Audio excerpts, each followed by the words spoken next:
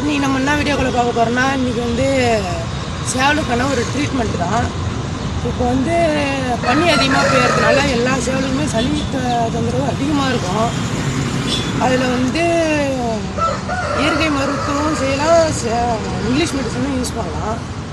இயற்கை மருத்துவம் செஞ்சும் நம்மளுக்கு தீரலைன்னா இங்கிலீஷ் மெடிசன் யூஸ் பண்ணலாம். இதுதான் அந்த மெடிசனு பாருங்கள். இது டியூப் மாத்திரை. இமேஜ் வேணுன்னா உங்களுக்கு போட்டு விட்றேன் பாருங்கள்.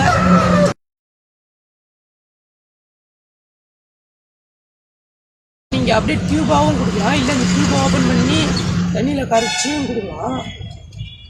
ஒரு காலையில் ஒரு டைம், சாயங்காலம் ஒரு டைம்னு மொத்தம் 4 நாளைக்கு பண்ணுங்க, க்யூர் ஆகிடும். சுத்தமாக சளின்ற பிரச்சனையே இருக்காது. இதுக்கு அந்த மாதிரி தான் இருந்தது. நான் யூஸ் பண்ணி பார்த்துட்டு தான் இது வந்து உங்களுக்கு ரெக்கமெண்ட் பண்ணுறேன்.